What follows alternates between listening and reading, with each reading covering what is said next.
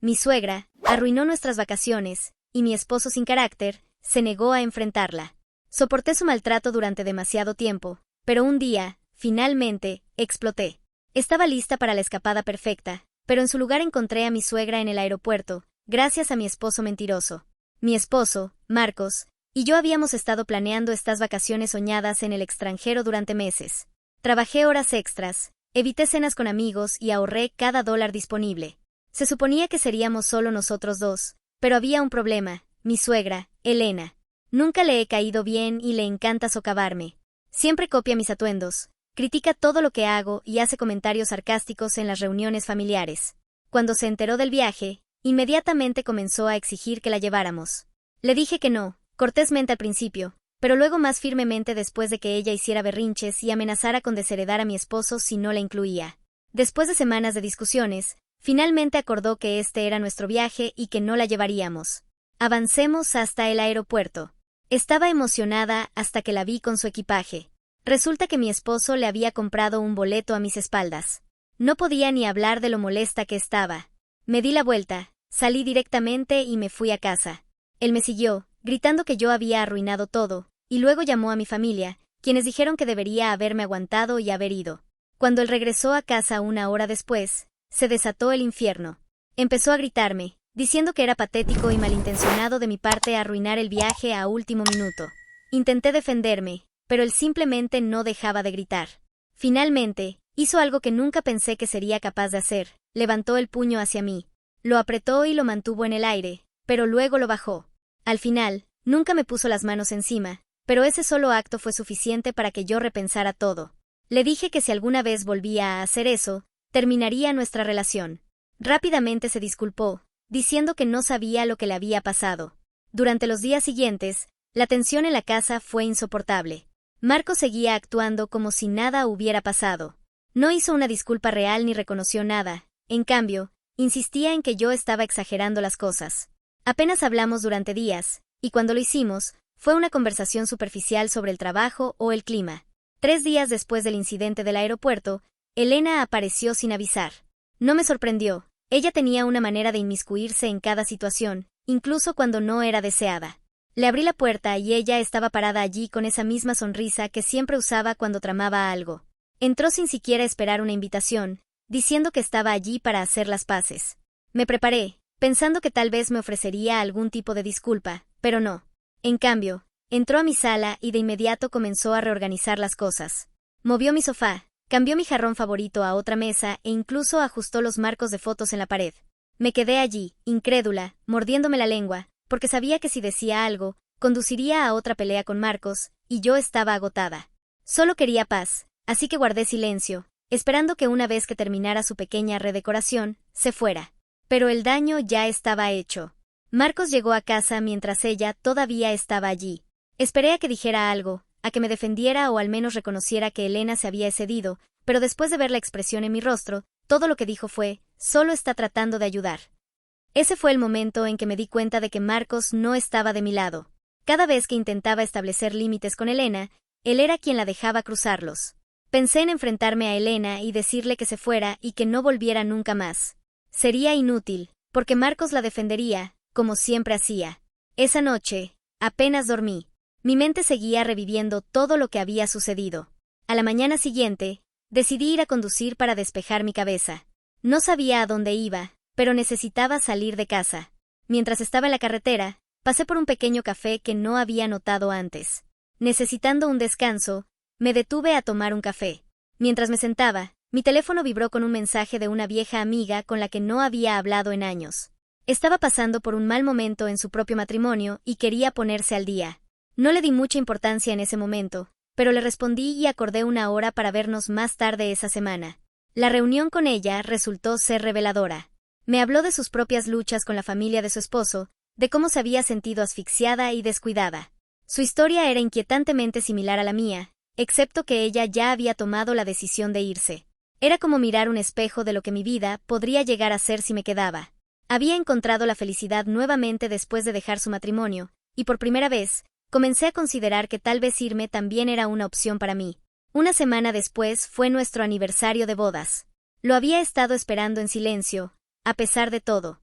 Pasé horas planeando una cena romántica, preparando nuestros platos favoritos, encendiendo velas y tratando de reavivar algún sentido de intimidad entre nosotros. Antes de que pudiera llamar a Marcos, Elena apareció de nuevo. No sé cómo se enteró de nuestros planes, pero allí estaba en la puerta justo cuando estaba terminando los toques finales de nuestra cena.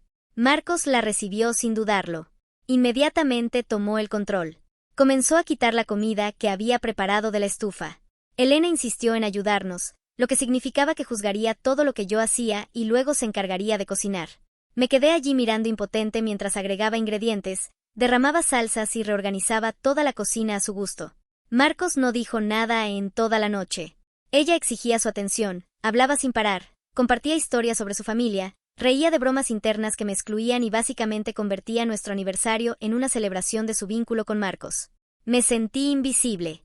Cada vez que intentaba unirme a la conversación, era ignorada o desestimada. No quería otra pelea, especialmente en nuestro aniversario, así que me mantuve callada. Cuando le mencioné en voz baja a Marcos que se suponía que esta era nuestra noche, esperaba que entendiera que lo que estaba sucediendo no estaba bien. En cambio, me ignoró con el mismo tono que siempre usaba cuando se trataba de ella. Mi mamá solo quiere ser parte de esto. Estás exagerando de nuevo, me dijo. Quería gritar, pero no lo hice. Me lo tragué. Él ya la había elegido a ella, siempre lo haría. Esa noche, mientras limpiaba el desorden de la cena, me di cuenta de algo. Ya no estaba enojada solo con Elena, estaba enojada conmigo misma. Había permitido que esto sucediera. Unas semanas después del desastre de la noche de nuestro aniversario, estaba emocionalmente agotada. Había estado caminando de puntillas para no mencionar lo que pasó esa noche y no arruinar nuestra relación.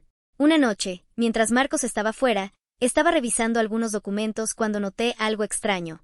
Era una lista de nuestros gastos personales, saldos de tarjetas de crédito e incluso detalles sobre nuestra hipoteca.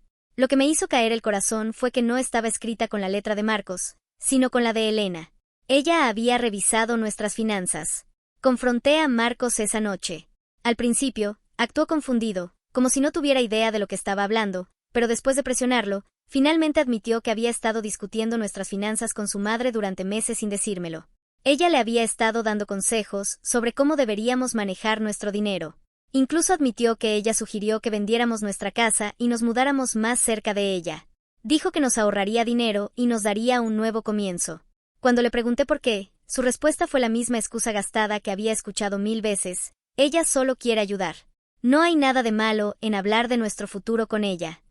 Esa noche, el silencio entre Marcos y yo se sintió más pesado que nunca. Me acosté en la cama despierta y miré al techo. Él no veía nada malo en lo que había hecho. No entendía lo profundamente que me dolía que hubiera dejado entrar a su madre en las partes más privadas de nuestra vida y, peor aún, no le importaba. Al día siguiente, Elena comenzó a hacer comentarios sutiles. Tampoco perdió el tiempo utilizando la información que tenía. Empezó a sugerir cambios importantes en nuestros hábitos de gasto. Cada pequeña cosa que compraba era repentinamente escudriñada. ¿De verdad necesitamos gastar tanto en comestibles?, me preguntó un día. ¿Por qué no cambias tu coche por algo más barato?, preguntó otro día. Y luego comenzó a impulsar abiertamente la idea de vender la casa. Lo mencionaba casualmente en cada oportunidad, actuando como si fuera la mejor decisión para nosotros. Cuando confronté a Marcos de nuevo, preguntándole cómo podía dejar que ella hiciera esto, él una vez más lo desestimó. Dijo que ella solo estaba preocupada por nuestro futuro y que intentaría hablar con ella si era un problema tan grande para mí. Estaba hablando con mi vieja amiga del café y ella dijo que lo único que deseaba haber intentado era la terapia. Acepté ese consejo y, en un último intento por salvar mi matrimonio, le sugerí a Marcos la terapia de pareja. Una parte de mí todavía esperaba que tal vez Marcos finalmente despertara y viera lo que su madre nos estaba haciendo. Cuando se lo mencioné, se mostró dubitativo, pero después de un poco de persuasión, accedió a intentarlo. Esa pequeña pizca de esperanza fue suficiente para mantenerme en pie. Las cosas finalmente comenzaron a mejorar. Llegó el día de nuestra primera sesión de terapia y estaba nerviosa, pero optimista. Esperaba que la terapeuta pudiera ayudarnos a reavivar finalmente la chispa que teníamos antes. Pero justo cuando la terapeuta nos llamó, la puerta se abrió de golpe y allí estaba Elena. Entró sonriendo, como si esta fuera su sesión también. El corazón se me cayó. No podía creer lo que estaba viendo. Marcos le había contado todo, le había contado sobre nuestra decisión de ir a terapia. Ni siquiera tuve que preguntar, la expresión en su rostro lo decía todo. No veía nada malo en que ella estuviera allí, de hecho, Probablemente la había invitado. Mi estómago se revolvió al darme cuenta de lo profundo que iba esto. La sesión se volvió caótica rápidamente. Elena inmediatamente saltó a la conversación, alegando que solo estaba tratando de ser parte de nuestras vidas. Explicó cada límite que había cruzado y cada momento en que se había inmiscuido en nuestro matrimonio, y Marcos se sentó allí asintiendo. La terapeuta trató de mediar y sugirió que tal vez necesitábamos establecer límites claros, pero Marcos se opuso, diciendo que yo era demasiado sensible y me acusó de intentar aislarlo de su familia. Las palabras de la terapeuta fueron ahogadas por Elena. Apenas podía concentrarme. Todo lo que podía escuchar era a Marcos tomando el lado de su madre. Fue demasiado. Salí de la sesión sintiéndome más sola que nunca. El atisbo de esperanza que había sentido se había ido. La realidad me golpeó duramente. Marcos no iba a cambiar, no importaba cuánto le rogara o cuánto intentara hacerle entender. Siempre pondría a su madre primero. Pasaron los días. Me encontré distanciándome aún más. Me preguntaba cuánto tiempo más podría seguir luchando en esta batalla. Pero justo cuando estaba a punto de rendirme por completo, recibí una noticia. Me hicieron una oferta de trabajo, una grande. Era en otra ciudad, a horas de distancia, pero era todo por lo que había estado trabajando en mi carrera. El salario era mejor, las oportunidades eran infinitas y, lo más importante, se sentía como un nuevo comienzo. Estaba emocionada por primera vez en lo que pareció una eternidad. Sentí una chispa de esperanza. Tal vez este trabajo podría ser el nuevo comienzo que Marcos y yo necesitábamos. Me apresuré a casa, emocionada de compartir la noticia con él, pero su reacción me dejó atónita. En lugar del apoyo que había esperado, lo rechazó de inmediato. Dijo que no podíamos mudarnos porque su madre no lo aprobaría y estaba demasiado lejos de la familia. La única familia que vivía en nuestra ciudad era su madre, así que sabía que solo se refería a ella. Me quedé allí sin palabras. No podía creer lo que estaba escuchando. Esa era su razón para rechazar una oportunidad que cambiaría nuestra vida. Intenté razonar con él. Le rogué que viera que este trabajo podría ser el nuevo comienzo que necesitábamos. Señalé cuánto nos beneficiaría financiera, emocional y globalmente, pero su respuesta me destrozó. Dijo que no abandonaría a su madre sin importar qué, porque ella no le haría eso a él. En ese momento, todo se volvió claro como el cristal. Yo siempre estaría en segundo lugar después de Elena. Ese fue el punto de quiebre. Ya no podía fingir. Decidí dejar de sacrificar mi propia felicidad y autoestima solo para permanecer en un matrimonio donde claramente no era respetada ni valorada. Había luchado durante tanto tiempo, pero me di cuenta de que había estado luchando sola. Tomé la decisión de irme. Solicitar el divorcio fue una de las cosas más difíciles que he hecho, pero sabía que era la única manera de vivir la vida que merecía. Senté a Marcos y le expliqué que no podía seguir en un matrimonio donde era constantemente eclipsada e irrespetada. Me hicieron sentir como una extraña en mi propia casa. Él no entendió, por supuesto, nunca lo haría. Continuó culpándome por el colapso de nuestro matrimonio. Se negó a ver cómo sus propias acciones y la constante interferencia de su madre nos habían separado. Pero yo había terminado de intentar que lo viera. El día que me fui, sentí una extraña mezcla de tristeza y alivio. Me dolió alejarme del hombre que una vez amé, pero al mismo tiempo, sentí como si me hubieran quitado un peso de encima. Podía respirar de nuevo. Acepté la oferta de trabajo en la nueva ciudad e hice mis maletas, lista para empezar de nuevo. Después de todo, Marcos continuó pintándose como la víctima y les dijo a su familia y a la mía que yo había reaccionado exageradamente y que fui yo quien se había rendido en nuestro matrimonio. Pero en el fondo, yo sabía la verdad. No me había rendido. Había luchado más duro de lo que nadie debería tener que hacerlo, pero llega un punto en el que te das cuenta de que no puedes cambiar a nadie ni hacer que alguien te ame. Mudarse a la nueva ciudad fue la mejor decisión que tomé. No fue fácil, pero fue necesario.